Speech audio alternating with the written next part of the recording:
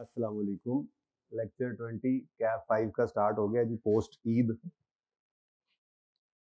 क्या कर रहे थे हम ईद से पहले? IFRS 16 कर रहे थे, कुछ याद है? अच्छा यार,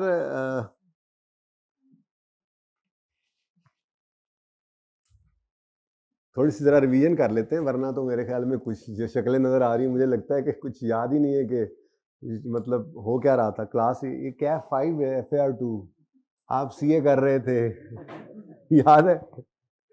एक होता था लेसी और एक होता था लेसर। एक्सप्लेन करता हूँ। अच्छा जी, थोड़ी सी रिवीजन ज़रा करते हैं क्विकली ताकि हम ज़रा वापस आ जाएं, ठीक है? अच्छा जी, लेसी की जो हमने लीज पढ़ी थी उसमें हमने ये देखा था कि लेसी कहता है, लीज को देखकर सवाल करता है कि क्या ये लीज शॉर्ट टर्म लीज है या लो वैल्यू एसिड की लीज है। अगर ऐसा होता था तो स्टैंडर्ड ने एक चॉइस दी थी। स्टैंडर्ड ने क्या कहा था जी? आप चाहो तो चॉइस है आपके पास, चॉइस है to use simple approach, simplified approach, याद है? To use simplified approach, simple approach. यानी अगर सिंपल अप्रोच होती थी तो आपको क्या करना पड़ता था? राइट ऑफ यूज और लीज लायबिलिटी रिकॉर्ड करते थे? नहीं, पीएनएल के अंदर क्या आता था? Rent expense. वो आया कमाया से हमने यूज करके इधर भी सीख लिया था, यहाँ पे रेंट एक्सपेंस गया खर्च हुआ, रेंट एक्सपेंस आता था। और बैलेंस शीट में राइट ऑफ यूज वगैरह कुछ भी नहीं होता था। डेप्रिसिएशन, यहाँ पे डेप्रिसिएशन भी नहीं आती थी, याद है ना? ठीक है। और बैलेंस शीट के अंदर आ जाया करता था, हाँ, प्रीपेड या पेएबल। बैलेंस शीट में रेंट प्रीपेड और रेंट पेएबल ये आ सकता था, लेजर बना के निकाला करके, ठीक है जी। और अगर लीज जो है वो शॉर्ट टर्म या लो वैल्यू नहीं होती थी तो फिर नॉर्मल, नॉर्मल मतलब ओल्ड, पुराना तरीका। पुराने तरीके में क्या करते थे आप? राइट ऑफ यूज और लीज लायबिलिटी रिकॉर्ड करते थे। तो प्रॉफिट एंड लॉस के अंदर क्या आया करता था? इंटरेस्ट एक्सपेंस आता था, depreciation expense, right of use का डेप्रीसिएशन एक्सपेंस आता था। और बैलेंस शीट के अंदर क्या आया करता था? ये कितने बच्चे इस तरह से रिवीजन करते होते हैं? ये इस तरह से रिवीजन करते रहे ना आप, कमाल हो जाए जी। बैलेंस शीट के अंदर राइट ऑफ यूज आता था नॉन करंट एसेट्स में, उसके बाद लीज लायबिलिटी आती थी, करंट नॉन करंट अलग करते थे, और इंटरेस्ट पेएबल भी आ जाया करता था अगर एडवांस का सवाल हो या ईयर एंड जो है वो डिफरेंट हो लीज का हमारे साथ। कुछ याद आया क्या कर रहे थे? अच्छा, ऐसे ही एक लेसर भी होता था। तो जिनको याद नहीं था इंशाल्लाह उनको मैं याद करवा लूंगा, टेंशन नहीं लेनी बस आप। लेसर जो होता था ना जी, लेसर, वो 5 क्वेश्चंस करता था,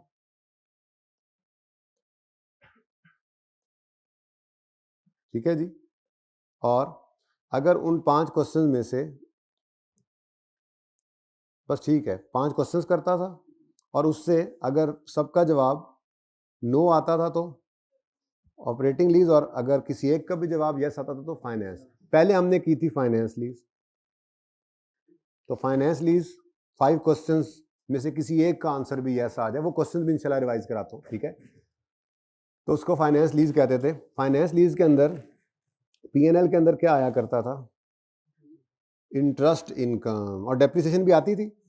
क्यों? एसिड की किताबों से निकल जाता था, याद है? फाइनेंस लीज में एसिड लेसर किताबों से निकाल देता था, ठीक है? लीज रिसीवेबल बुक करता था, ठीक है? जाग जाओ भाई, पीएनएल के अंदर रिवीजन चल रही, रिवीजन जी। इंटरेस्ट इनकम आती थी और बस।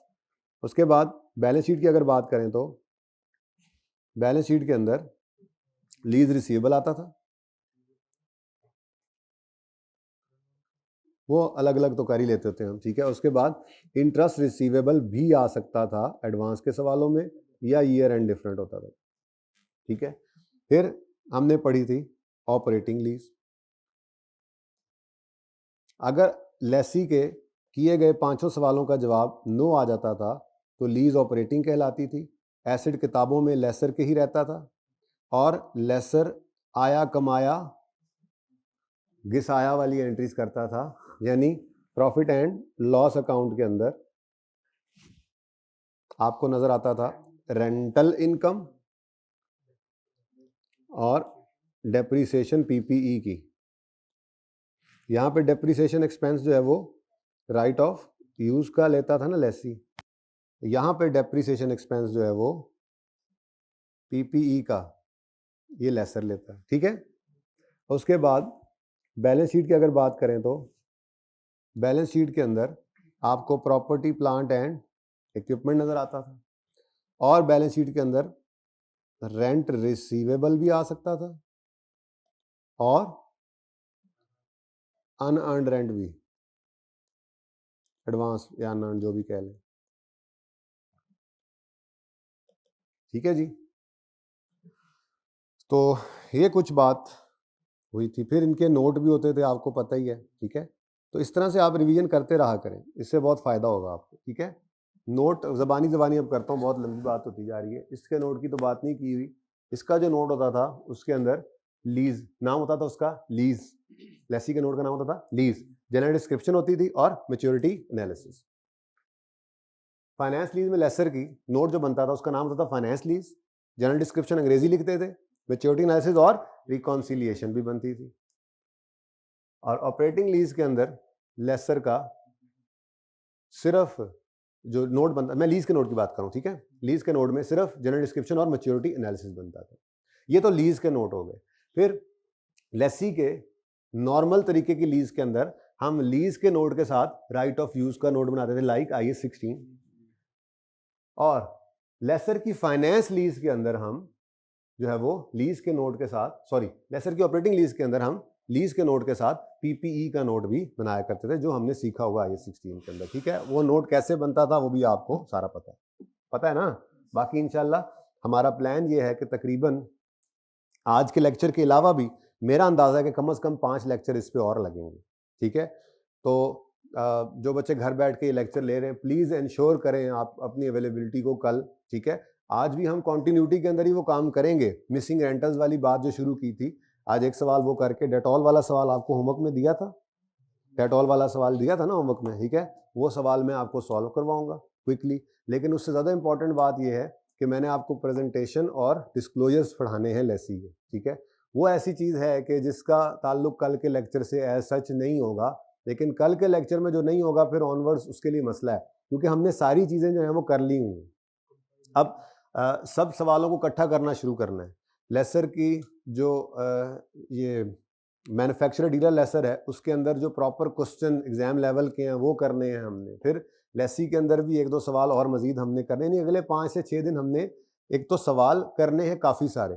कुछ सवाल मैं करवाऊंगा, कुछ आपको होमवर्क देके अगले दिन डिस्कस करूंगा, और कुछ इंपॉर्टेंट थ्योरेटिकल डिस्कशंस रहती हैं, जैसे लीज की क्लासिफिकेशन के वो लीज है या नहीं है। Towards the end of topic हम मतलब 5वें या 6ठे दिन, 5वें दिन होपफुली हम 5वें लेक्चर में वो भी कर रहे होंगे। उसमें से इस दफ़ा भी सवाल आया है, पूरा लीज के अंदर सवाल ही वही आया है। उसने सिचुएशन देकर कह दिया बताओ ये लीज है या नहीं है, जिस चीज़ को बच्चे जो है वो ईजी ले जाते हैं, ठीक है ना। तो हर चीज़ इंपॉर्टेंट होती है बहरहाल। IS 41 एग्रीकल्चर का मैंने पेंडिंग कर दिया था, विच लीज से पहले करवाना था। तो 5वें दिन के एंड पे फिर हम इंशाल्लाह वो शुरू कर देंगे। तो स्टार्ट में हाफ लेक्चर उसको चला के इसकी बाकियात को पूरा करेंगे, फिर वो कंप्लीट कर लेंगे। उसके बाद फिर IS 21 कर लेंगे। होपफुली रिजल्ट से पहले पहले ये दोनों हो जाएंगे।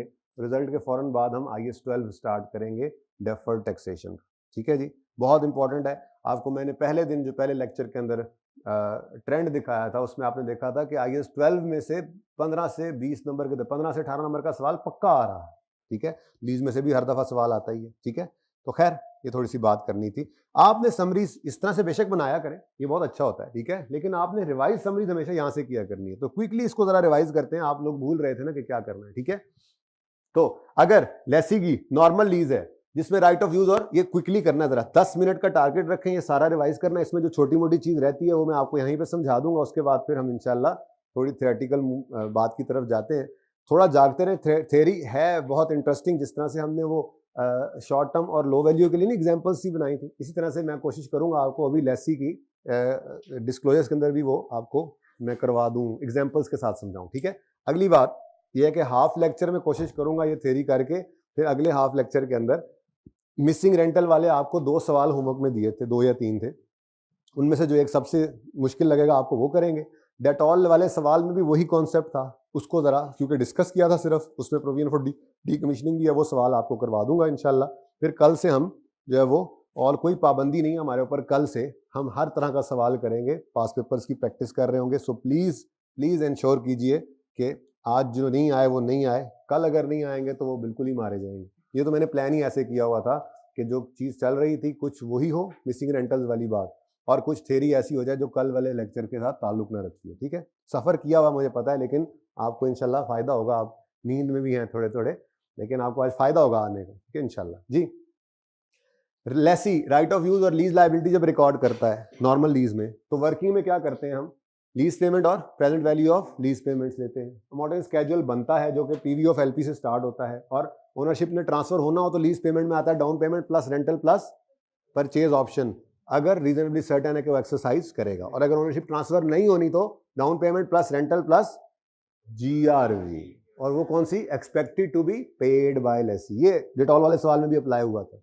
एक्सपेक्टेड, लेसी के लिए एक्सपेक्टेड टू बी पेड लेना है, और लेसर के लिए जो लिखा हो वही ले लेना है, वो बाद में देखते हैं, ठीक है। उसके बाद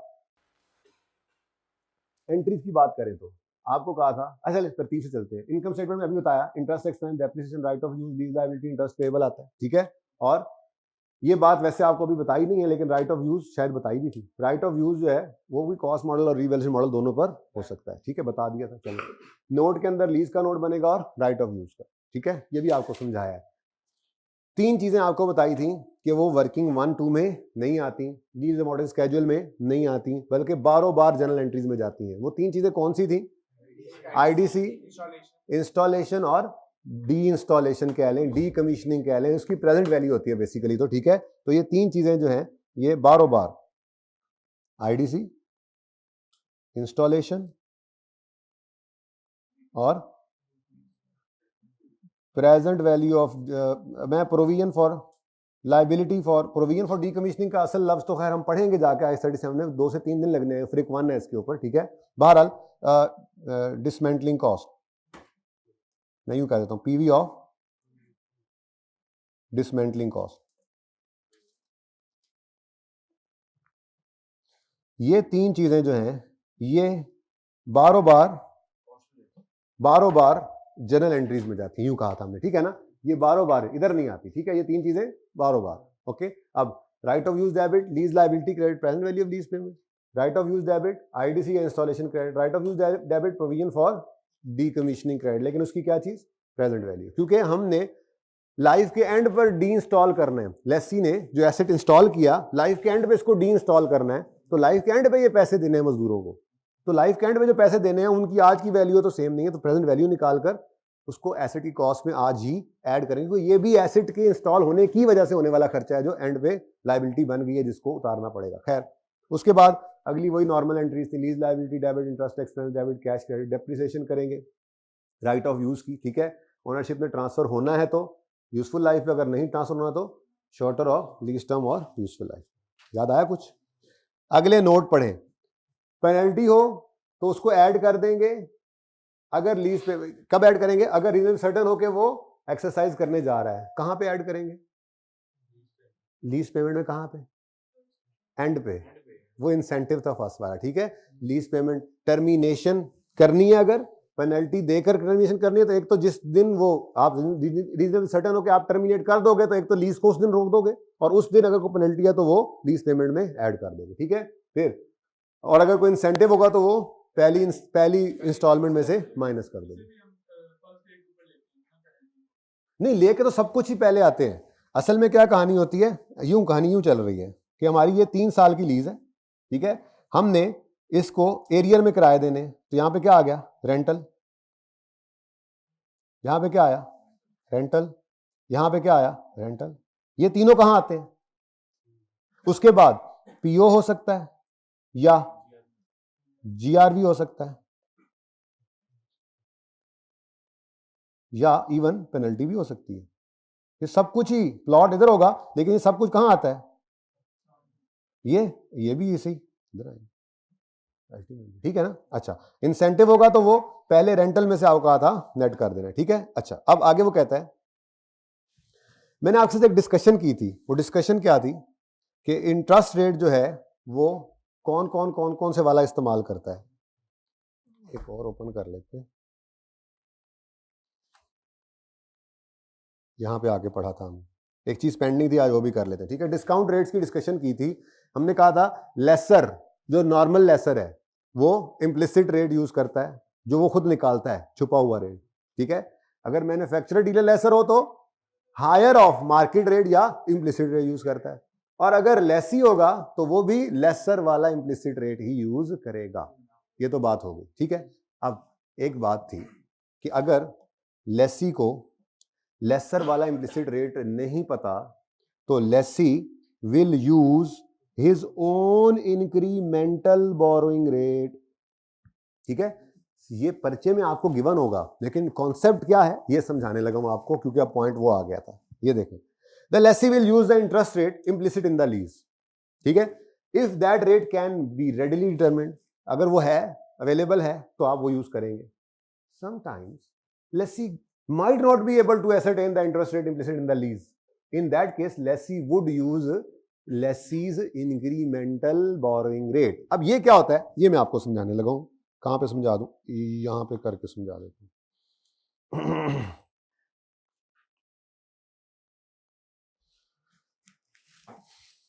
मिसाल के तौर पे बच्चों,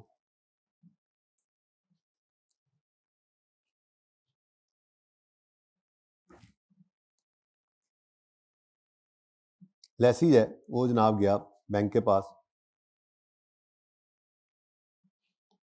और लेसी के पास एक लोन है मौजूद, ठीक है, एग्जिस्टिंग लोन्स हैं उसके पास, एग्जिस्टिंग लोन्स हैं लेसी के, ठीक है जी। उसमें लोन ए है, ठीक है, एक लोन है, ठीक है, उसका इंटरेस्ट रेट है 10%।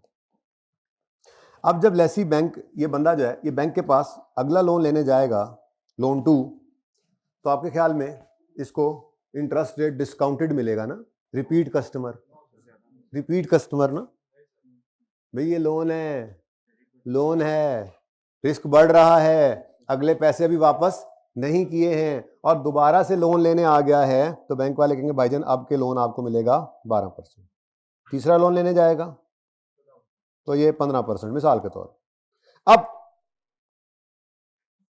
लेसी गया बैंक के पास लोन लेने, तो बैंक ने कहा मेरे चांद इस बार 18%, इस बार लेसी ने कहा मैंने नहीं लेना लोन, मैं एसेट ही लीज करवा लेता हूं।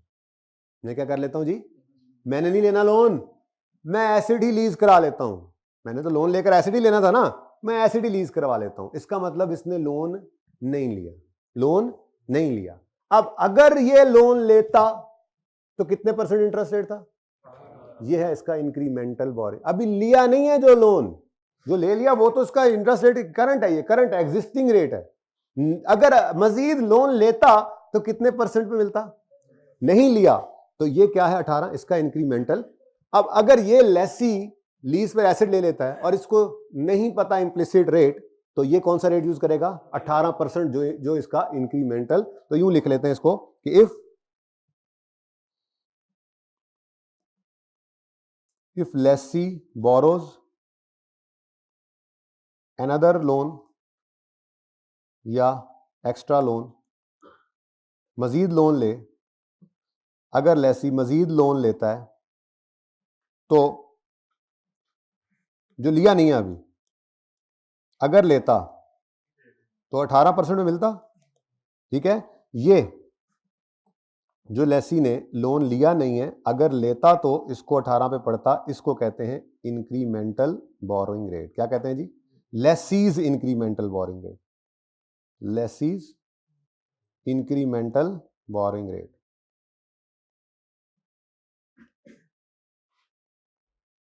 अच्छा बच्चों, ये परिचय में आपको गिवन होगा, ठीक है, ये सिर्फ कॉन्सेप्ट देने के लिए आपको यहाँ पे बताया है कि ये होता क्या है, ठीक है, सही है। उस दिन पेंडिंग हो गया था ना, ओके, नोट करने तो कर लें लेकिन जल्दी से।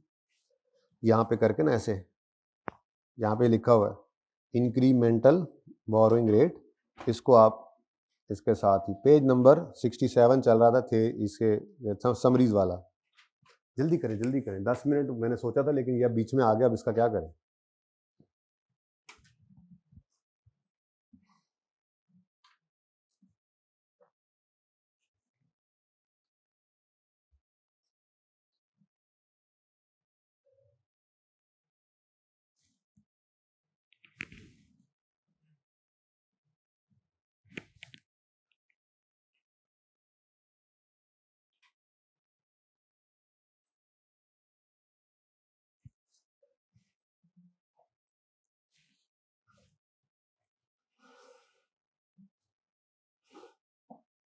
जी बच्चों, चलें आगे। अच्छा जी, ये तो होगी बात नॉर्मल लीज की, लेसी की short term low value lease भी है, अभी मैं रिवाइज करवा के आ रहा हूँ। इसमें हम क्या करते हैं जी, वर्किंग में रेंट एक्सपेंस कैलकुलेट करते हैं स्ट्रेट लाइन बेसिस पे, बिल्कुल वैसे ही मैंने कहा था जैसे ऑपरेटिंग लीज लेसर की है, वैसा ही ये नॉर्मल, ये सिंप्लीफाइड अप्रोच के अंदर बस वहाँ पे आया कमाया होता था, यहाँ पे गया खर्च हुआ, ठीक है, और डेप्रिसिएशन नहीं होती क्योंकि एसेट तो इसके पास होता नहीं है। तो रेंट एक्सपेंस हम कैलकुलेट करते हैं, वर्किंग कौन सी करते हैं, रेंट एक्सपेंस की कैलकुलेशन करते हैं स्ट्रेट लाइन बेसिस पर, सिर्फ डेट और इंस्टॉलमेंट का कॉलम होता है, ठीक है। और नोट मैंने बनवाया नहीं है, बहुत सिंपल है, बना लेंगे किसी वक्त, रेंट एक्सपेंस का नोट बनता है, बस यही रेंट एक्सपेंस लिख के नीचे लिखा होता है। अभी अब बात करते हैं जाके डिस्क्लोजर्स की, ठीक है। पीएनएल के अंदर रेंट एक्सपेंस आता है और बैलेंस शीट में प्रीपेड रेंट या रेंट पेबल आ सकता है। जर्नल एंट्री गया खर्च हुआ, for both rent payable and prepaid I have used the word rent payable, हम कहा करते थे, ठीक है, सही है ना, कोई मसला। उसके बाद हमने बात शुरू की लेसर की, बल्कि ये पहले कर ली थी, खैर लेसर सिंपल लेसर है, तो सिंपल है तो दूसरा कौन सा होता है, मैन्युफैक्चरर डीलर, ठीक है। तो सिंपल लेसर जो पहले शुरू किया था उसमें वर्किंग में GI NI modern schedule NI से स्टार्ट करते हैं, ओनरशिप में ट्रांसफर होना हो तो down payment plus rental plus purchase option if reasonable certain, वो तो वैसे ही है। और अगर ओनरशिप विल नॉट ट्रांसफर तो down payment plus rental plus GRV, कौन सी वाली, एग्रीमेंट वाली, वो कड़ी नकली होंगी है मतलब सही है, एग्रीमेंट वाली और यूजीआरवी, ठीक है, सही है। अच्छा, नोट फाइनेंस लीज का बनेगा, बस क्योंकि एसेट तो किताबों से निकल जाता है, जिसमें जनरल डिस्क्रिप्शन, मैच्योरिटी एनालिसिस और रेकंसिलिएशन आएगी। पीएनएल में इंटरेस्ट एक्सपेंस, इंटरेस्ट इनकम जाएगी, लीज रिसीवेबल और इंटरेस्ट रिसीवेबल भी आ सकता है, ये रिवाइज करवा के आया। जनरल एंट्रीज में asset debit, cash credit, lease receivable debit, asset credit, ये इंशाल्लाह ना, ये जो छुपाया हुआ है ये अब कल आ जाना लाजमी, होपफुली कल हम ये आईडीसी वाला काम करेंगे। एक आईडीसी बची है अभी तक, मैंने आपको लेसी की लीज में आईडीसी करवा दी थी, आपको ऑपरेटिंग लीज लेसर की उसमें भी आईडीसी करवा दी थी, मैन्युफैक्चरर डीलर के अंदर तो आईडीसी वैसे ही क्या होती है, सेलिंग एक्सपेंस, याद आ रही हैं बातें, ईद से पहले की थी, ठीक है। तो अब रह क्या गया, फाइनेंस लीज में लेसर की फाइनेंस लीज में आईडीसी का ट्रीटमेंट, तो ये होपफुली कल करेंगे क्योंकि आज बच्चे पूरे नहीं है, कल कर लेंगे इंशाल्लाह शुरू इसको, ठीक है। बहरहाल receivable debit, asset credit, asset किताबों से निकाल देता था, और उसके बाद cash debit, lease receivable credit, interest income credit ये एंट्रीज करता था, याद है। Penalties will also be added in lease payment if reasonable certain that lessee will exercise termination option, ये दोनों के लिए है, लिखा यहां पे हुआ है, देखो ना, अगर पेनल्टी डाली हुई है आपने, पेनल्टी अगर डाली हुई है तो लेसी ने वो पे करनी है, लेसर ने वही रिसीव करनी है, ठीक है ना। तो ये पेनल्टी है ना, इसको आप यहाँ पे भी लिख सकते हैं, ये पॉइंट 3 यहाँ पे पेनल्टी का आप यहाँ पे बना सकते हैं, ठीक है ना, वही वाला पॉइंट इसके लिए बल्कि यहाँ लिख लेते हैं,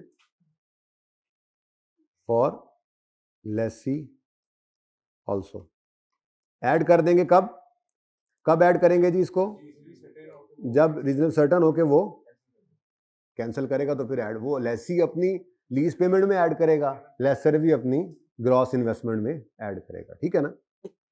अच्छा, laser will use interest rate implicit in the lease, ये समझा दिया होगा आपको, ठीक है। ऑपरेटिंग लीज में क्या करना है, वर्किंग में रेंटल इनकम कैलकुलेशन करनी है ऑन स्ट्रेट लाइन बेसिस, या कोई और बेसिस बताया था हो, अगर सूटेबल तो वो भी कर सकते हैं, लेकिन स्ट्रेट लाइन स्टैंडर्ड ने कहा कर दे, by opening up column of debt and note operating lease का बनेगा जिसमें जनरल डिस्क्रिप्शन और मैच्योरिटी एनालिसिस होगा, रेकंसिलिएशन नहीं है, और पीपीई का नोट बनेगा जस्ट लाइक IAS 16। ठीक है जी, okay. P&L rental income depreciation, balance sheet में पीपीई और रेंट रिसीवेबल या अनअर्न्ड। ठीक है, एसेट खरीदा और IDC ट्रीटमेंट समझा दिया था। ठीक है, फिर आया, कमाया, घिस गया। डेप्शन के लिए आपको कहा था कि एसेट को यूजफुल लाइफ पे डेप्शिट करना है और IDC को लीज टर्म पे, क्योंकि ऑपरेटिंग लीज है ना, एसेट की लाइफ 10 साल है, सिर्फ 2-3 साल के लिए लीज पे दिया हुआ है, वापस आएगा फिर लीज पे देगा, वापस आएगा फिर लीज पे देगा, थोड़े थोड़े अरसे के लिए दे रहा होता है। तो ये जो लीज टर्म है, ये जो IDC पे किया ना वकील को, ये जो पैसे दिए हैं, ये सिर्फ इस लीज के लिए फायदा दे रहा है, इसलिए लीज टर्म पे इसको डेप्शिट करना है। ठीक है, for both rent receivable and I use the word rent receivable. मुझे लगता है कि थोड़ा सा चेंज करें अब बात को, हैं बच्चों को नींद आ रही। मैन्युफैक्चरर डीलर फाइनेंस लीज हो तो कॉस्ट और फेयर वैल्यू ऐड हो जाती थी, बाकी सब सेम है, बाकी सब सेम है।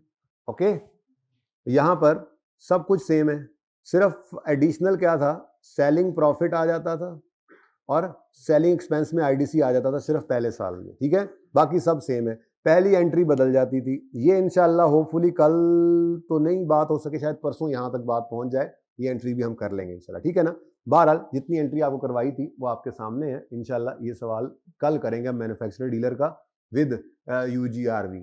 ठीक है, बहुत हैवी सवाल बन जाता है। Penalties will also be added in lease payment, वही वाली बात।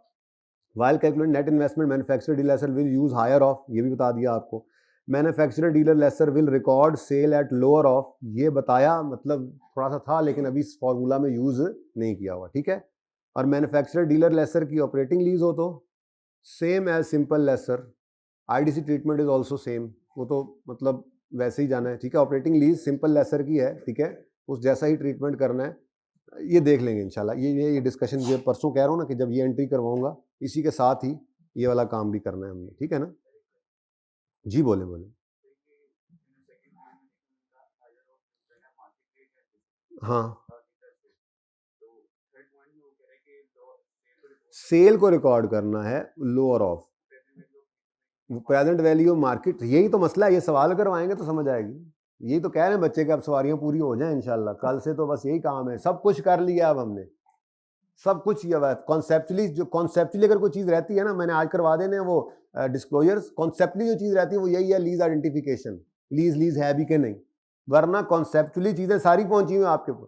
अब बस उनको हमने खतरनाक हद तक जो है वो पेपर्स के अंदर देखना है कि कहां तक जा सकता है मैक्सिमम पॉसिबल। तो मेरे ख्याल में 5 से 6 दिन मैक्सिमम इस पे लगेंगे। 5 दिन वैसे मेरा प्लान है, इस पे लग जाएंगे, बट ये 5 दिन वैसे 5 दिन है जो आपको लीज की मेराज पे पहुंचाएंगे। यानी हम एक क्लास शुरू करेंगे, उसके अंदर हम हर तरह का सवाल कर रहे होंगे, हम लेसी का सवाल कर लेंगे, हम लेसर का भी कर लेंगे, मैन्युफैक्चरर डीलर का भी कर रहे होंगे, तो जो कंफ्यूजन हैं भी वो सारे निकल जाएंगे इंशाल्लाह। इसीलिए मैंने वो IAS 41 को डिले कर दिया था कि ईद से पहले पहले कॉन्सेप्चुअली सारा पूरा हो जाए। अब जो भी होना है ईद के बाद रिवीजन ही होनी है। ठीक है ना, तो 4 लेक्चर छोड़ के जो बंदा आएगा ना, वो कल ऐसे ही बैठा होगा, आज जाके ले लें। वो हमेशा ही आपके ये मसले मसाया रहते हैं। अच्छा जी, ये रिवीजन हो गई। अब 2 ऑप्शंस हैं। ऑप्शन 1 ये है कि मैं न्यूमेरिकल पे मूव करूं। ऑप्शन 2 ये है कि बहुत इंटरेस्टिंग थ्योरी है वो आपको करवाता हूँ, क्योंकि वो करना तो है ही न्यूमेरिकल भी। ठीक है, लेकिन अब उम्मीद है आप थोड़ा बहुत, बस एक भाई सो रहे हैं, जरा उनको जगा दें। ठीक है, बहुत जबरदस्त काम होने लगा, अभी देखना चस आ जाएगी। पहले मैं ये अच्छे वाला काम कराता हूँ, इंटरेस्टिंग वाला, उसके बाद ना ये प्रेजेंटेशन की बात शायद मैं फिर आज ना करूँ, ये फिर कल पे ले जाऊंगा, थोड़ा ये बोरिंग हो जाएगा। ठीक है ना, तो हम ये सफ़र करने लगे 44, ये इंशाल्लाह जब पूरा हो जाएगा तो फिर इंशाल्लाह हम आगे मूव कर जाएंगे। अ लेसी शैल डिस्क्लोज, भाई डिस्क्लोजर्स ऑफ लेसी आ गए। लेसी क्या क्या डिस्क्लोज करेगा, पेज 44, बहुत इंपॉर्टेंट, MCQs के पॉइंट ऑफ व्यू से भी और वैसे भी। Lessee shall disclose information about its leases for which it is a lessee in a single note or separate section in the financial statements. However, a lessee needs not duplicate information that is already present elsewhere in the financial. अच्छा, ये बस ऐसे general सी बात है। ठीक है, वो क्या कह रहा है, Lessee shall disclose information about its leases for which it is a lessee in a single note or separate section in financial statements. तो कहता है कि एक ही नोट के अंदर सारे लीज की डिस्कशन कर दो, या तोड़ तोड़ के भी कर सकते हो। ठीक है, तोड़ तोड़ के भी आप डेप्शन के कहीं पे नज़र आ रही है, सेलिंग एडमिन के अंदर मिसाल के तौर पे वो वहाँ पे पड़ी हुई है, कोई कॉस्ट ऑफ सेल के अंदर पड़ी हुई है, राइट ऑफ यूज़ अलग से पड़ा हुआ है, या पीपी के अंदर क्लब किया हुआ है। बहरहाल आप उसको एक जगह पे भी इकट्ठा कर सकते हैं, आप उसको डिफरेंट सेक्शंस में भी लिख सकते हैं, कोई मसला नहीं। ठीक है, उसके बाद यानी कि इस लाइन को अगर मैं कार्ड भी दूं तो कोई ऐसा मसला नहीं है, पढ़ लीजिए आप, लेकिन कार्ड भी दे दो कोई मसला नहीं है, जनरल सी बात है। ठीक है, मतलब आगे पढ़ लो फिर पढ़ लो। However a lessee needs not duplicate information that is already present elsewhere in the financial statements. कहता है एक जगह आपने मिसाल के तौर पे एक नोट बना दिया, ठीक है, अब उसको दोबारा दोबारा लिखने की जरूरत नहीं है, क्रॉस रेफरेंसिंग भी एक चीज होती है। ठीक है ना, कि आप मिसाल के तौर पे आपने डेप्शन एक्सपेंस लिखा पीएनएल के अंदर, अब वो डेप्शन एक्सपेंस आपने राइट ऑफ यूज के नोट के अंदर भी लिखा हुआ है, ठीक है, तो आप किसी एक नोट के अंदर रेफर कर दें दूसरे नोट के लिए, यानी कि आप क्रॉस रेफरेंसिंग यूज कर सकते हैं। किसी एक जगह अगर आपने एक चीज प्रेजेंट कर दी है तो बार बार दोबारा करने की जरूरत, डुप्लीकेट करने की जरूरत नहीं है। ठीक है, if that information is incorporated by cross reference in a single note और सेपरेट सेक्शन। ठीक है ना, तो ये ऐसे ही जनरल सी बात थी, पढ़ा दी आपको, कोई इतनी इंपॉर्टेंस नहीं है इसकी, इसको काट दो। अब यहां से कहानी शुरू होती है। अ लेसी शैल डिस्क्लोज, जरूरी है ये चीजें, क्या करे जी, a lessee shall disclose following amounts for the reporting period. Depreciation charge, जाहिर सी बात है डेप्शन कहाँ शो करेगा, प्रॉफिट एंड लॉस के अंदर, इंटरेस्ट एक्सपेंस लीज लायबिलिटी का फाइनेंस कॉस्ट में शो कर देगा। ठीक है जी, और ये तो सिंपल हो गए। हाँ, पॉइंट सी से कहानी गेम ऑन होती है, पॉइंट सी से ऐसा करते हैं, मैं थोड़ा सा ना आपको पहले फाइनेंशियल स्टेटमेंट से एक जरा नजर मरवा लूँ आपको, वैसे आई थिंक उस दिन खुली नहीं थी फाइनेंशियल स्टेटमेंट हमसे, नेट नहीं था आ रहा। हाँ देखा ना, आज तो आ रहा है नेट।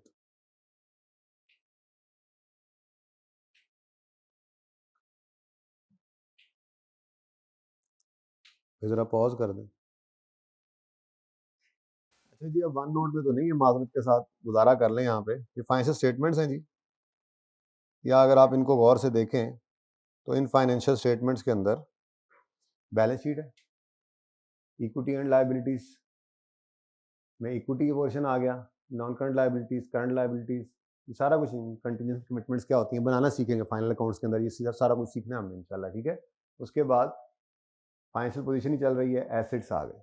ठीक है, अब एसेट्स के अंदर ये पीपी है, 16 नोट में जाके इसकी तफसील देखी जा सकती है, कैपिटल वर्क इन प्रोग्रेस है, इंटेंजिबल्स हैं और लॉन्ग टर्म लोन्स हैं। आई थिंक इन्होंने कोई एसेट लीज पे लिया नहीं हुआ, पैकेजेस की फाइनेंशियल स्टेटमेंट्स मैं इंशाल्लाह क्लास के बाद बैठता हूँ नेट लगा के, ये सारी चीज़ें अपनी तरह दोबारा से डाउनलोड करता हूँ, वो जो क्लाउड पे पड़ी हैं। ठीक है ना, तो उसमें फिर पैकेजेस की फाइनेंशियल स्टेटमेंट्स या वैसे देख लूँगा, आपको उसमें नजर आएगा राइट ऑफ यूज फेस के ऊपर भी हो सकता है, वो ये भी हो सकता है कि इनके पीपी के अंदर ही राइट ऑफ यूज भी पड़ा हो, क्योंकि मैंने आपको उस दिन बताया था, थोड़ी सी बात जो प्रेजेंटेशन की थी, कि आप राइट ऑफ यूज को बैलेंस शीट के फेस पे शो करें पीपीई के नीचे, या आप पीपीई के नोट में जाके एज अ सब नोट उसको शो कर दें, दोनों की इजाजत है। ठीक है ना, खैर कहने का मकसद ये था कि ये आपके ये बैलेंस शीट और जिसके आगे नोट्स चल रहे हैं जिसके अंदर डिटेल होती है, जैसे ये पीएनएल आया, अब यहाँ पे क्या है, सेल्स हैं, कॉस्ट ऑफ सेल्स हैं, डिस्ट्रीब्यूशन सेलिंग एडमिन एक्सपेंस, आगे क्या गिवन है, नोट्स, यानी इनकी डिटेल क्या है, तो ये मेन पीएनएल आता है और इसकी जो डिटेल होती है। अब एडमिन एक्सपेंसेस नोट 28 में जाकर देखें जी उसमें क्या कुछ है, तो चलते हैं जी नोट 28 में जरा जाते हैं, कहीं तो मिल ही जाएगा। ये क्या हुआ, ज़्यादा आगे चले गए, ये देखें, ये सारे असल में चूंकि हमने करने हैं, पढ़ने हैं, ये सारे हाईलाइट हुए हैं, ये सारे हमने बनाने सीखने हैं। ठीक है ना, तो जैसे सेलिंग एडमिन 28 मैंने बोला था, ये एडमिन एक्सपेंस की वहां पर सिर्फ ये एक वैल्यू आ रही थी 3667। ठीक है, क्या कुछ है उसमें, सैलरीज वेजेस हैं, डेप्रिसिएशन ऑफ पीपीई है, लीगल प्रोफेशनल चार्जेस हैं, कम्युनिटी टेक्नोलॉजी वगैरह वगैरह वगैरह, ये आगे डिटेल्स आ रही हैं। ठीक है, ऐसे ही आगे चलें, फाइनेंस कॉस्ट में क्या होता है जी, देखो markup on long term loan है, markup on short term loan है, markup on short term running finance है, इंटरेस्ट ऑन फाइनेंस लीजेस है, लीजेस का इंटरेस्ट आ रहा है। ठीक है, फाइनेंस लीज इसने लिखा होता नहीं, कोई पुरानी बात होगी। ठीक है, interest on, interest expense finance cost में आता है ना, लीज का भी। ठीक है, तो ये क्या है, बेसिकली फाइनेंस कॉस्ट के अंदर लिखा होगा इंटरेस्ट एक्सपेंस। ठीक है, और मिसाल के तौर पे रेंट है, जैसे रेंट भी तो आता था, हमने अगर शॉर्ट टर्म लो वैल्यू कर लिया क्लासिफाई, तो फिर हमारे पास क्या होगा, हमारे पास इंटरेस्ट एक्सपेंस की वजह क्या होगा, रेंट एक्सपेंस। रेंट एक्सपेंस मिसाल के तौर पे एडमिन में आ रहा होगा, वो यहाँ कहीं ये रेंट रेट एंड टैक्सेस के अंदर शायद वो पड़ा हो, ठीक है, या फेस के ऊपर भी हो सकता है। अब ये बात मैंने आपको समझानी है, डिस्क्लोज करते हुए लेसी जो है वो क्या करे, पीएनएल का फेस थोड़ा सा बनाऊंगा, 2-3 हेड्स उसमें लिख दूंगा, फिर ऐसे ही आगे सब नोट्स उसके आगे नोट नंबर लिखकर आगे नोट्स बनाकर आपको समझाने की कोशिश करने लगूँ कुछ बातें, ठीक है ना, सही है। चलो ये जरा थोड़ा सा आइडिया देना था आपको। अब मिसाल के तौर पर ये क्या हुआ, हमारा दूसरे वाला ये पड़ा जी,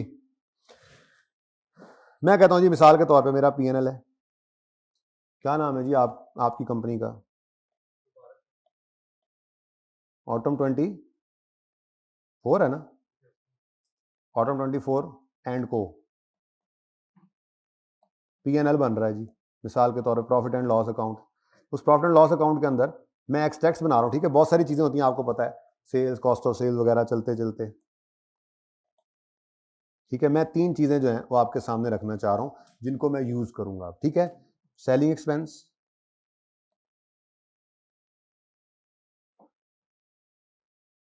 ठीक है, उसके बाद एडमिन एक्सपेंस, ये मैं अब यूज करता जाऊंगा ना, साथ साथ आपको समझाता जाऊंगा, और फाइनेंस कॉस्ट।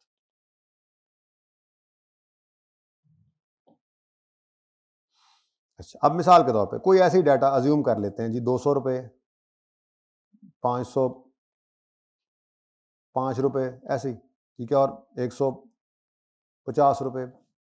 अब ये क्या कुछ है इसके अंदर, इसकी डिटेल होगी आपके नोट्स में। तो मिसाल के तौर पे नोट नंबर 3 सेलिंग एक्सपेंस का है, नोट नंबर 4 एडमिन का है, नोट नंबर 5 ऐसे ही फाइनेंस कॉस्ट, ठीक है।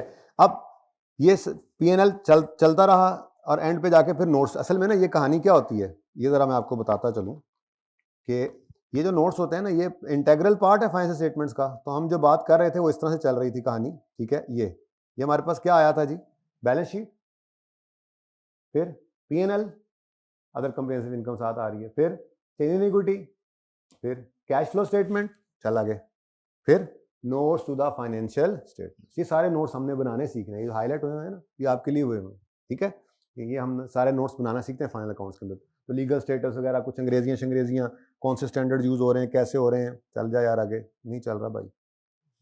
तो ये सारा कुछ करते करते सिग्निफिकेंट अकाउंट पर बहुत बड़ी सारी अंग्रेजियां शंग्रेजियां लिख के उसके बाद ये जो मैच होने वाले नोट्स हैं ये शुरू हो जाते हैं यहाँ से ऑनवर्ड्स, ये देखो, ठीक है, यहाँ से पीपीई का नोट, कह रहा था ना आपको पीपीई का नोट जैसे बनाना सीखा था वैसे ही है, land building, plant machinery, furniture, vehicle, equipment, total, ठीक है ना। तो ये ऐसे नोट शुरू हो गए। तो क्या होता है, इनकम स्टेटमेंट होती है, बैलेंस शीट होती है, चेंज इन इक्विटी होती है, कैश फ्लो होती है, उसके बाद नोट्स शुरू हो जाते हैं। अब वो एक एक 2-2 सफ़े के ऊपर वो पहली चीजें होती हैं, 2 सफ़ों बैलेंस शीट बन गई मैक्सिमम, 2 सफ़ों पे इनकम स्टेटमेंट बन गई मैक्सिमम, यानी पीएनएल और ओसीआई उन्होंने अलग अलग कर दिया, एक सफ़े चेंज इक्विटी नजर आ जाती है, 1-2 सफ़ों पे कैश फ्लो बन जाएगी, बस। उसके बाद जो नोट्स शुरू होते हैं तो नोट्स की तो फिर कहानी चली आ रही है, नोट्स चली जा रहे थे, नोट्स चली जा रहे हैं, अभी भी चली जा रहे हैं, ये देखो चलते जा रहे हैं नोट्स, ये सारे नोट्स हैं, नोट्स हैं, नोट्स हैं, नोट्स हैं, नोट्स हैं, खत्म ही नहीं हो रही है, खत्म ही नहीं हो रहे, पता नहीं कहाँ पे पहुंच गया काम, बड़ी मुश्किल से जाके खत्म हो, ठीक है ना। तो ये कहानी चल रही होती है। तो ये अब पीएनएल बैलेंस शीट सब कुछ के बाद नोट्स, नोट्स, ठीक है ना। तो ऑटम कंपनी, बल्कि यूं करता हूं, नोट साइड पे ना बना लूं इधर, जरा ऐसे तो और अच्छे समझ आ जाएगा। अगला सफ़ा है जी, अगला सफ़ा है जी, उसके ऊपर लिखा हुआ है ऑटम कंपनी, ऑटम 24 एंड को, notes to the financial statements, ठीक है जी।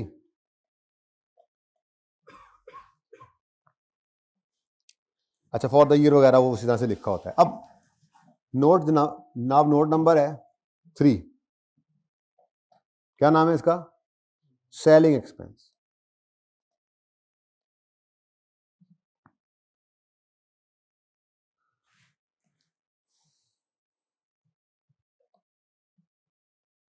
लिखना ही छोड़ गया भाई, भाई तो लिखना ही छोड़ गया। अच्छा अच्छा,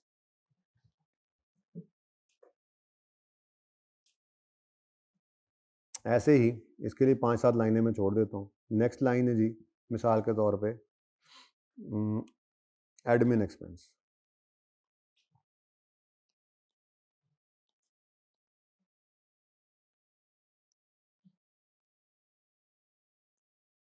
और उसके बाद है जनाब फाइनेंस कॉस्ट, इसको इधर बना लेता हूँ अगर आपकी ज़्यादा हो, ताकि आपकी एक पिक्चर में ना ऐसे ज़रा ये बेहतरीन तरीके से आ जाए। यहाँ पे करके कर दूँ नंबर 5 नोट, ऊपर फाइनेंशियल स्टेटमेंट्स खत्म होगी ना ये, ठीक है, ओके, मतलब प्रॉफिट एंड लॉस खत्म हो गया, फाइनेंशियल स्टेटमेंट्स चल रही हैं। तो ये जनाब नोट्स के अंदर नोट नंबर 5 आ गया फाइनेंस कॉस्ट। अब ज़रा समझिएगा, बड़ी इंपॉर्टेंट डिस्कशन है। अगर ये यहाँ से हम कर लेंगे ना ये एग्जाम्पल के अंदर, तो फिर अंग्रेजी में कोई मसला रहेगा ही नहीं, फिर सिर्फ उसको एक नज़र देखना है, हाँ यार वही बातें लिखी हुई हैं, कोई मसला ही कोई नहीं है। ओके, नाउ मैं 1 बाय 1 पढ़ना शुरू करता हूँ, फिर इसको अप्लाई करते हैं। कहता है पॉइंट सी में, the expense relating to short term leases, इसके बारे में क्या कहता है? दिस एक्सपेंस, पहले क्या कहता है, पहले क्या कह रहा है, सबसे ऊपर लाइन पढ़ो, lessee shall disclose expense relating to short term lease. कहता है शॉर्ट टर्म लीज का एक्सपेंस जो है क्या होता है, रेंट एक्सपेंस होता है ना, वो शो करो, लेसी को डिस्क्लोज करो, यानी कि उसका नाम नजर आना चाहिए फाइनेंशियल स्टेटमेंट, उसका नाम नजर आना चाहिए। इसको आगे नहीं पढ़ना, पहले यहां तक कर लें। एडमिन एक्सपेंसेस के अंदर मिसाल के तौर पे हमारे पास ऐसे ही सैलरीज पड़ी हैं, ऐसे ही मिसाल के तौर पे 300, उसके बाद जी अदर एक्सपेंसेस नहीं तो 2-4 और चीज़ें तो कर लेना, रेंट हो गया, रेंट आता है नॉर्मली, अदर को फिर बाद में करते हैं। रेंट मिसाल के तौर पे 100 रुपये का रेंट आ रहा है, उसके बाद डेप्रीसिएशन राइट ऑफ यूज़ की मैंने एडमिन एक्सपेंस में डाल दी, तो मसला है तो आप जहाँ पे हो जिससे रिलेट करता हो वहाँ पे डाल देंगे, ठीक है। 3 रुपये की डेप्शन आ रही थी, और ये कहाँ पे लिखा हुआ है, ये यहाँ पे लिखा हुआ है, lessee shall disclose depreciation charge for right of use. अब अगर आपका वो लीज्ड एसेट सेलिंग डिपार्टमेंट में, तो भाई वो सेलिंग एक्सपेंस में भी आ सकता है डेप्रीसिएशन, ठीक है ना। और अगर आपने प्लांट मशीनरी कराया हुआ है लीज, तो प्लांट मशीनरी की डेप्रीसिएशन राइट ऑफ यूज भी है, चाहे वो कॉस्ट ऑफ सेल में भी आ सकता है। मैंने मिसाल के तौर पे बता दिया आपको एडमिन में डालकर कि डेप्रीसिएशन डिस्क्लोज करो लेसी, ठीक है। तो पॉइंट नंबर ए, ये जनाब पॉइंट नंबर ए आपको नजर आ रहा है, ये जो मैंने आपको बताया, ठीक है। Lessee shall disclose depreciation of right of use. ऐसे ही लेसी, अब वो फाइनेंस कॉस्ट में जाकर, चलो वो भी दिखाई देता हूं, फिर तरतीब से चलें तो फिर तरतीब से चलते हैं। इसमें जनाब बैंक चार्जेस आ रहे होते हैं, आपको पता है होंगे कुछ, ठीक है। बस इसका टोटल जो है वो 150 होना है, ठीक है ना। तो कुछ बैंक चार्जेस होंगे, कुछ इंटरेस्ट एक्सपेंस होगा,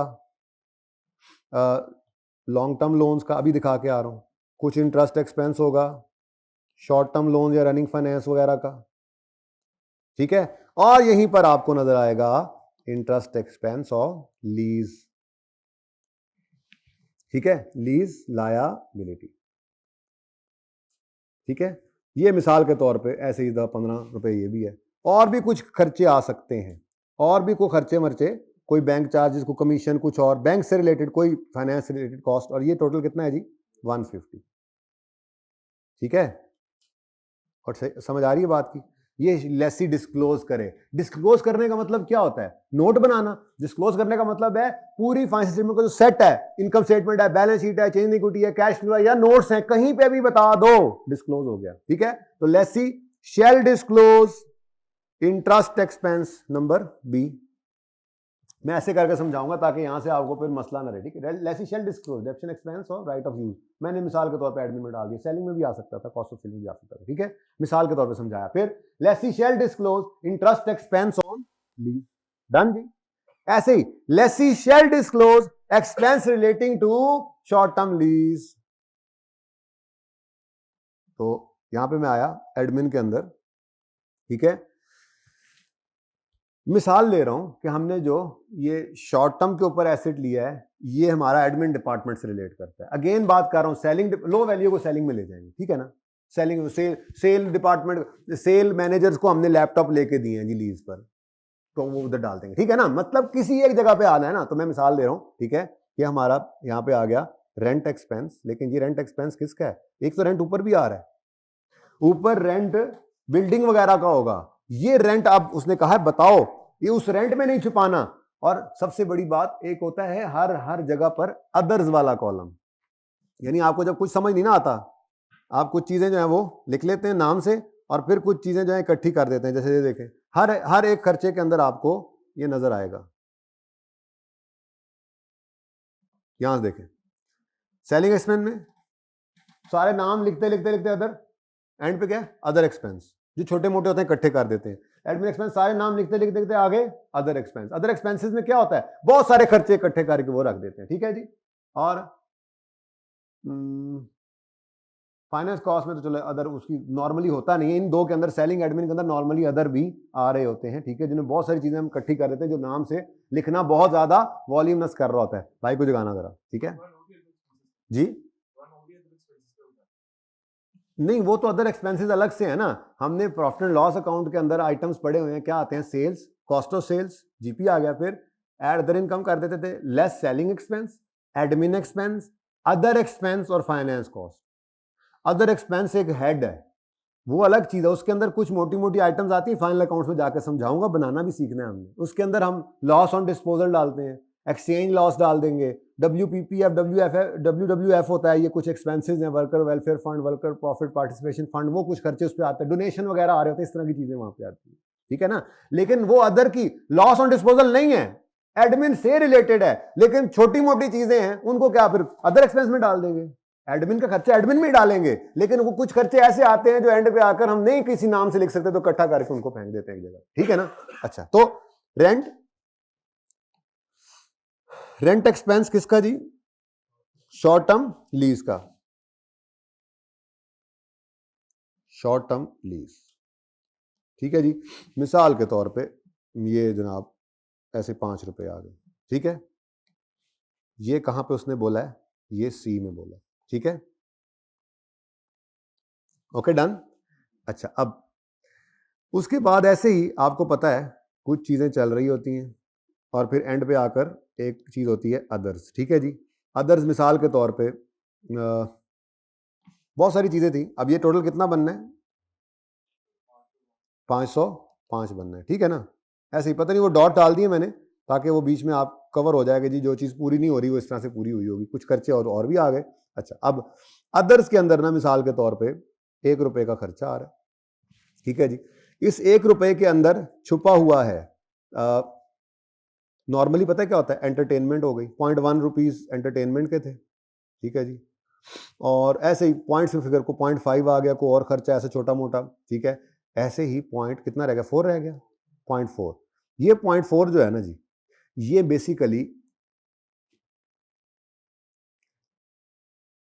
बेसिकली क्या है, रेंट है शॉर्ट टर्म लीज का, रेंट क्या है, शॉर्ट टर्म लीज का, लेकिन वो शॉर्ट टर्म लीज भी इतनी शॉर्ट है कि 1 महीने के अंदर अंदर भी है, समझ आई बात की। शॉर्ट टर्म लीज का मतलब क्या है, 12 महीने के अंदर वाली। स्टैंडर्ड ने कहा लेसी 12 महीने के अंदर वाली लीज को शॉर्ट टर्म लीज कहते हैं, तुमने शॉर्ट टर्म लीज का रेंट शो करना है, ठीक है। आज सी लॉ की क्लास नहीं है, तो हम इंशाल्लाह थोड़ा 10-15 मिनट ज्यादा पढ़ेंगे, मैंने कहा बता दूं, ऑडिट भी नहीं है आज, तो कुछ भी नहीं है, ठीक है, आज हम ही हम हैं, लेकिन आगे FIR 1 है चूंकि, इसलिए आपको एक जगह पे बस जाहिर रोकना पड़ेगा, तो 11 बजे तक इंशाल्लाह हम पढ़ेंगे। भाई पार्ट 2 नहीं शुरू करना आज, ओके 4 मिनट हैं भाई कह रहे हैं। अच्छा, मैं क्या कह रहा था, स्टैंडर्ड कहता है लेट्स सी प्रेजेंट करो शॉर्ट टर्म लीज का रेंट, लेकिन अगर ये शॉर्ट टर्म लीज 1 महीने के अंदर अंदर की है तो फिर इसको नाम से शो करने की भी जरूरत नहीं है, बल्कि इसको अदर्स में डाल देना। यानी ये क्या है जी, ये क्या है बेसिकली, ये कह रहा है वो, इस तरह से कर लेते हैं जी, ब्लू बल्कि ग्रीन कर लें, ठीक है। ये क्या है जी, ये शॉर्ट टर्म रेंट है, शॉर्ट टर्म लीज का रेंट है, शॉर्ट टर्म लीज का ही है, लेकिन ये शॉर्ट टर्म लीज कौन सी है, which is less than 1 month, ठीक है, लेस देन 1 मंथ, ये वहां पे लिखा हुआ था उसने, ठीक है जी। अब ये कौन सा पॉइंट है जी, ये है जनाब point number c, point c ही है, लेकिन पॉइंट सी के अंदर एक बात आगे थी जो मैंने अब इस कलर से हाईलाइट कर दी है, ठीक है। अब जरा जुमला पढ़ते हैं, बात समझ आ रही है, अब थोड़ा इंटरेस्ट डेवलप हो रहा है। Lessee shall disclose expense relating to short term lease, इसमें कोई गुंजाइश नहीं है, expense relating to short term lease को डिस्क्लोज करो, इसको कहीं नहीं छुपा सकते तुम, इसको मुंह पे दिखाना है तुमने, कहीं ना, मुंह का मतलब ये नहीं कि प्रॉफिट लॉस के फेस पे पढ़ो, मतलब यह है कि कहीं ना फाइनेंशियल स्टेटमेंट में कहीं ना नाम के साथ नजर आए rent expense of short term lease, नाम के साथ, ठीक है। लेकिन आगे कहता है lessee shall disclose expense relating to short term lease, this expense need not include the expense relating to leases which with a lease term of 1 month और लेस, ठीक है। वो कहता है डिस्क्लोज करो शॉर्ट टर्म लीज के expense को, rent of short term lease disclose करो, लेकिन इस एक्सपेंस में ना शामिल करो बेशक वो खर्चा जो शॉर्ट टर्म लीज का है, जिसका टाइम जो कुछ दिन 10 दिनों के लिए कोई चीज किराए पे लेके आए, नाम से दिखाने की जरूरत नहीं है। अब क्या मतलब, वो खर्चा ही नहीं है। इसका मतलब ये नहीं लेना कि उसको खर्चे रिकॉर्ड ही ना करो, नहीं भी रिकॉर्ड करना है, लेकिन उसको कहां डाल दो, उसको अदर्स में डाल दो, ठीक है। ए बी सी और सी के साथ ये दूसरा पार्ट किया गया, ठीक है। समझ आती है बात की, चलें आगे। हैं, ये लीज ही थी ना, लीज मतलब किराया, तो लीज ही है ना, मतलब लीज बेसिकली ऑपरेटिंग लीज क्या है, किराया ही तो है, किराया भी तो लिया हुआ है। आपने कहा था ऑपरेटिंग लीज और दूसरे रेंट में फर्क है, ये लीज ही समझ लें। अभी आइडेंटिफिकेशन तो करेंगे बाद में जाके कि लीज है या नहीं है, तो फर्क क्या पड़ता है। अगर लीज नहीं है तो सादा रेंटल वाली एंट्रीज ही हो रही होती है, ठीक है ना, तो एंट्रीज तो वहीं पे आ जाती है, वो देखेंगे इंशाल्लाह।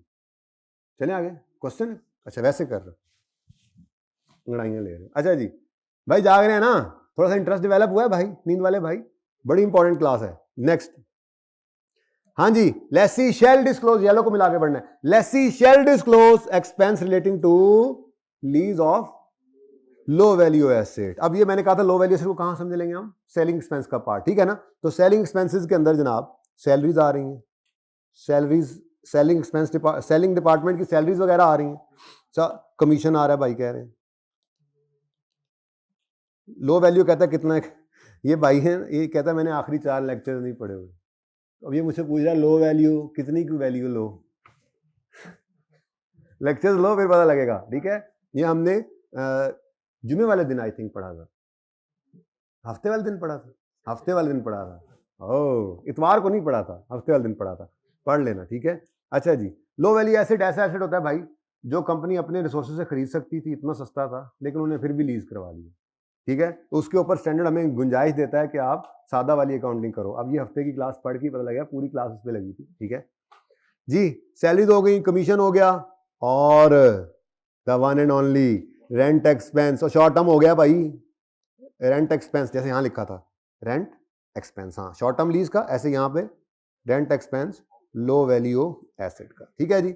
मिसाल के तौर पे 2 रुपए, मैं अब ये कह रहा हूं ये यहां पे आया, यहां पे भी आ सकता था, जैसे ये यहां पे आ सकता था। अज्यूम क्या किया मैंने आपको समझाते अज्यूम क्या किया है कि ये जो मैंने एसेट लीज पे लिया है, ये मैंने अपने सेलिंग मार्केटिंग डिपार्टमेंट के लिए लिया, तो इसलिए उसका खर्चा सारा, अगर यही एडमिन के लिए लिया होता तो इधर आ जाता, यही अगर प्रोडक्शन वालों के लिए होता तो उधर चला जाता, तो ठीक है ना, बस बताना है आपको, ठीक है। तो ये जनाब उसने हमें कहा कि पॉइंट नंबर कौन सा है जी, D, lessee shall disclose, lessee shall disclose क्या, rent expense relating to low value asset. आए कहता है ऐसे ही जनाब चल रहा होगा काम, और आगे आएंगे अदर्स, ठीक है जी।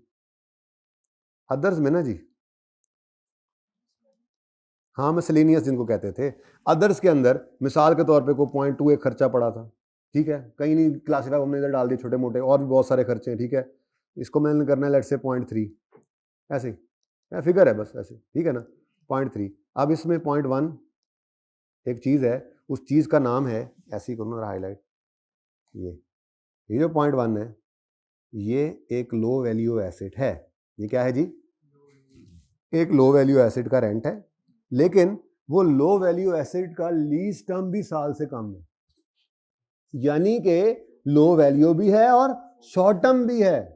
अब पहले क्या कहा स्टैंडर्ड ने, lessee rent expense of low value asset disclose shall disclose करो, और अगली लाइन में भी क्या कहने लगा है, अभी बता वहां से पढ़ाता हूं, अगली लाइन में ये कहेगा लेकिन इसके अंदर नहीं शामिल करने की जरूरत ऐसे लो वैल्यू एसेट के रेंट को जो शॉर्ट टर्म भी हो, ठीक है ना। तो मैं यहां पे लिख दूं भाई, बस एक बात पूरी कर लूं फिर पार्ट 2 शुरू करना, ठीक है।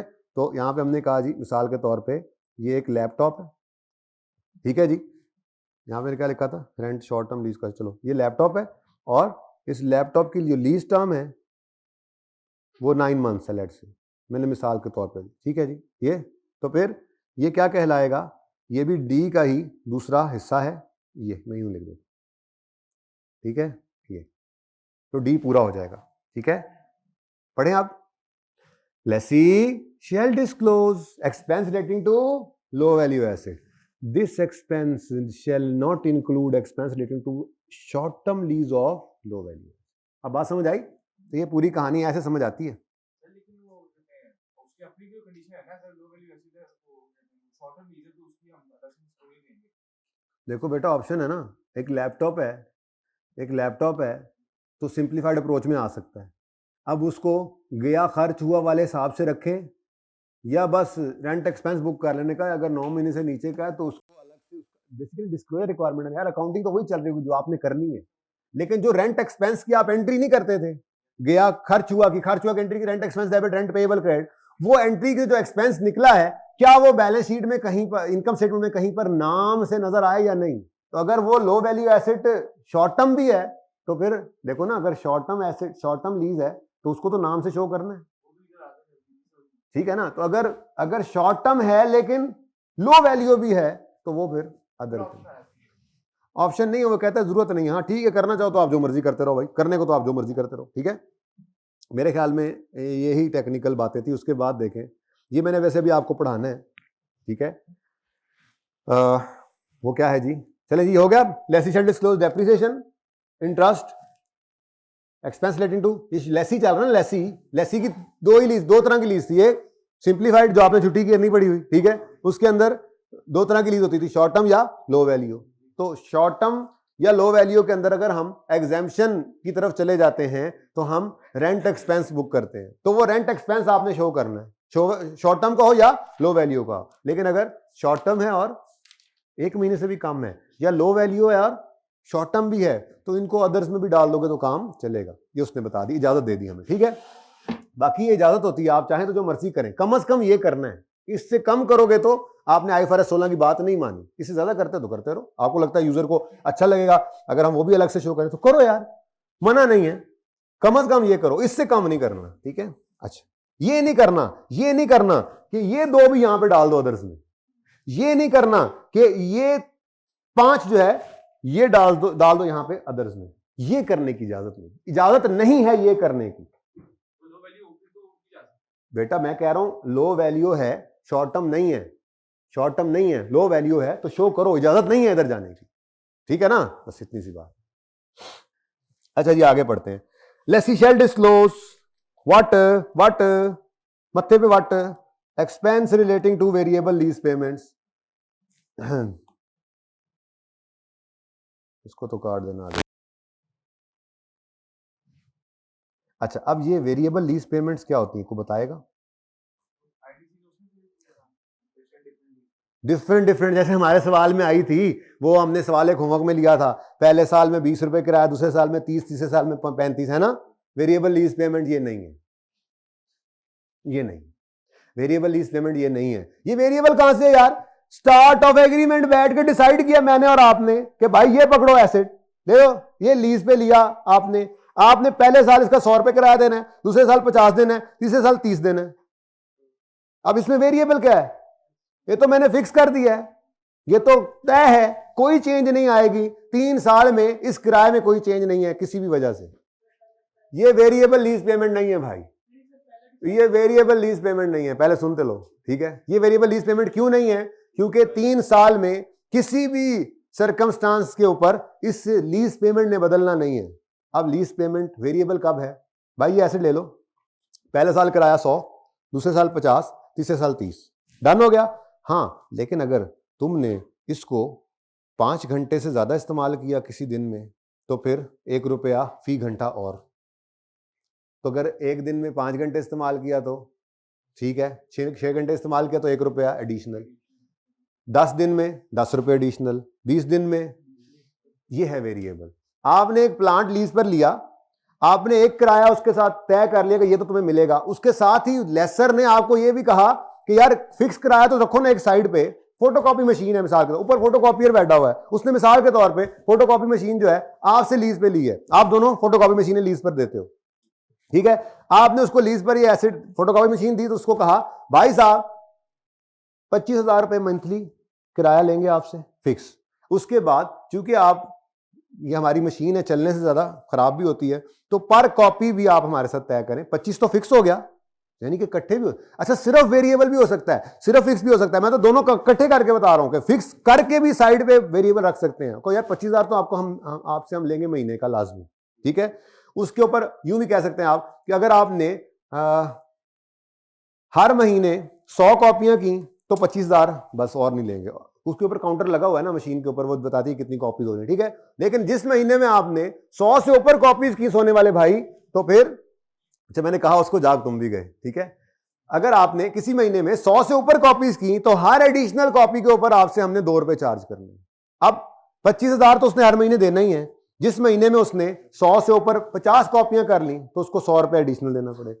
100 कॉपियों पर करेगा तो 200, 300 करेगा तो इस तरह से वेरिएबल वेरी करती है लीज पेमेंट्स। किस वजह से? यूज की वजह से। ये है वेरिएबल लीज पेमेंट। ये वेरिएबल लीज पेमेंट नहीं थी, पहले दिन बैठ के तय हो गया तो कौन सा वेरिएबल भाई?